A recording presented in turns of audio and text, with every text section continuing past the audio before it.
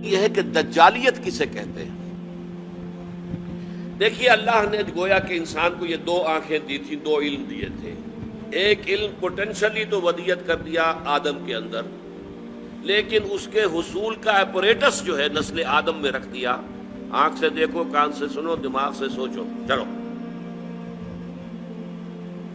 The ball was set rolling, اب وہ گیند جو ہے وہ لڑکا دی گئی، چلتی جائے چلتی جائے چلتی جائے چلتی جائے۔ ایک علم یہ تھا۔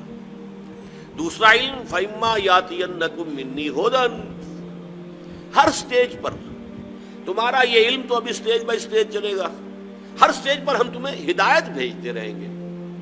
ہدایت سے مراد کیا؟ یہ کرو، یہ نہ کرو، do this, don't do this. اسی میں تمہاری خیر ہے، اسی میں بھلائی ہے، لیکن تم جانتے نہیں، تم سمجھ نہیں سکتے، تمہیں ابھی فہم نہیں ہے۔ بچے کو آپ کہتے ہیں بھائی یہ مت کرو، آپ یہ نہیں سمجھا سکتے کہ کیوں نہ کرو۔ وہ بچہ ابھی کیا سمجھے گا کیوں نہ کرو؟ ہاں، بڑا ہو کر جو ہے اس کے سمجھ میں آ جائے گا کہ واقعی بات صحیح کہی گئی تھی، مجھے یہ نہیں کرنا چاہیے۔ تو ابتدا میں جو احکام آئے ہیں وہ صرف احکام، حکمت ابھی نہیں دی گئی تھی، پھر رفتہ رفتہ حکمت دی گئی۔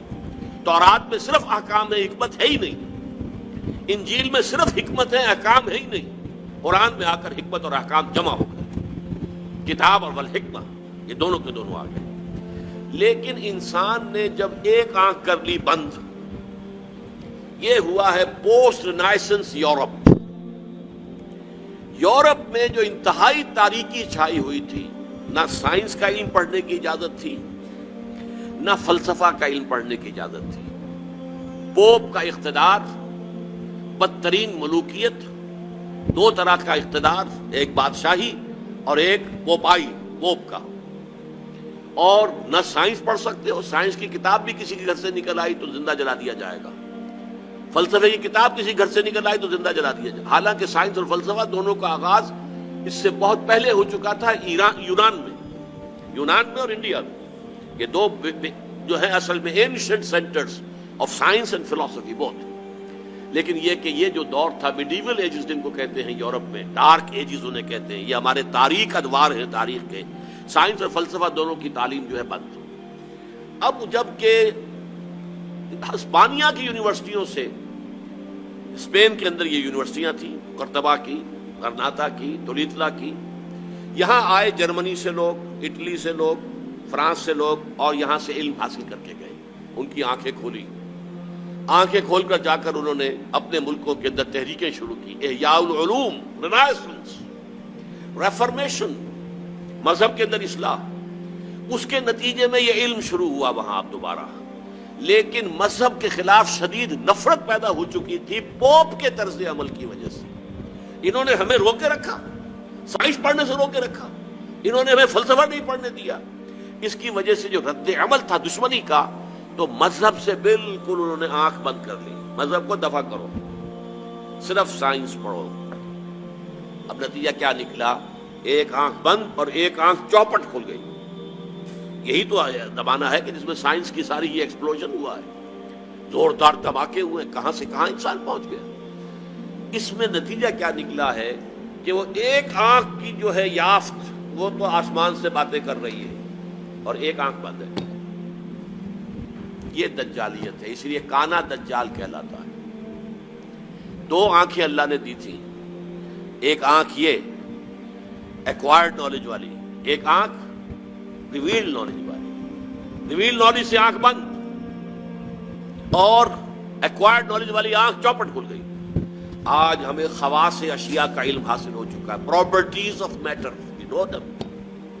آج ہمیں کاسموس کا علم بہت زیادہ حاصل ہو چکا ہے، اور یہ علم اس حد کو پہنچ گیا ہے کہ چاند کو ہم اپنے پاؤں تلے روند کے آ گئے۔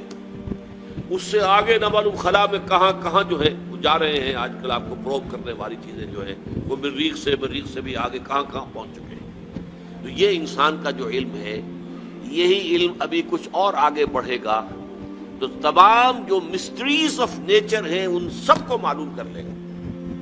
موت و حیات، مردہ کو زندہ کرے گا دجال، یہ صلاحیت اس پہ آ جائے گی۔ زمین بنجر پڑی ہوگی، کہے گا کہ اس پہ فصل ہونی چاہیے، ہو جائے گا۔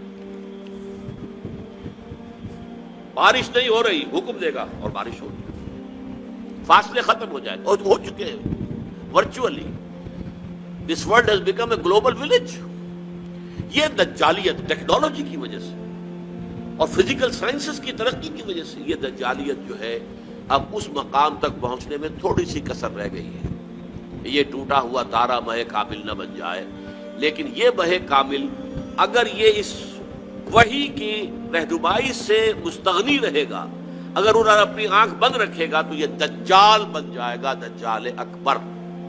اور یہی در حقیقت اس دور کی سب سے بڑی ٹریجڈی ہے، اس دور کا سب سے بڑا المیہ ہے. ہمارا کام کیا ہے؟ دونوں علوم کا حصول. اچھا، مذہبی لوگ اس دوسرے علم کو سمجھتے ہیں کہ یہ سیکولر دنیاوی علم نہیں، یہ بھی علم ہے. علامہ آدم الاسماء کو اللہ نے سکھایا تھا، لہذا اس کو ڈسکارڈ کر دینا کہ یہ ہمارا دینی علم ہے، نہیں، دین تو در حقیقت پوری دنیا کو محیط ہے. لہذا یہ جو علم ہے اس کو ہم کہتے ہیں، اس کو بڑا پیارا نام دیا ہے ڈاکٹر رفیع الدین مرحوم و مغفور نے کہ this universe is the work of God and Quran is the word of God. کتنا فرق ہے؟ ورک، ورڈ کے اور ڈی کا فرق ہے.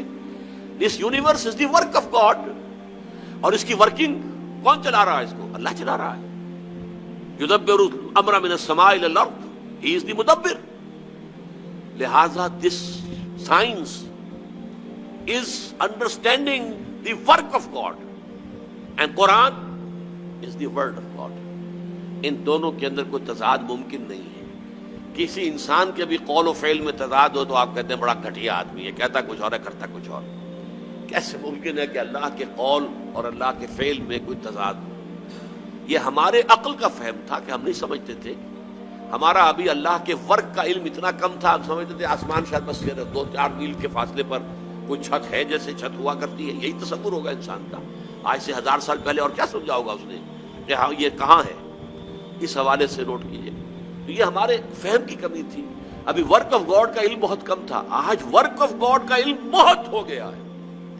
اور تسخیر کائنات جس کو اللہ تعالیٰ پوٹینشلی اول دن سے ہمارے لیے مسخر کر چکا. سخر لکم ما فی السماوات و ما فی الارض جميعا منہ، تمہارے لیے مسخر کر دیا ہے اللہ نے جو کچھ آسمانوں میں جو کچھ زمین میں، کل کا کل پوٹینشلی تو مسخر کیا ہوا ہے. یہ تو وہ جو پوٹینشل علم دیا گیا تھا، علم الاسماء، جیسے اس کی ایکسفولیشن کے اندر وقت لگا ہے، اسی طرح اس تسخیر کائنات کی جو ہے اس کی تکمیل میں وقت لگ رہا ہے. لیکن یہ کہ یہ جب اپنے اس عروج کو پہنچے گی، اور چونکہ اس نے وحی سے اپنا رخ موڑ لیا، وحی کے سورس سے اپنے آپ کو محروم کر لیا، تو اسی کا نام دجالیت ہوگا.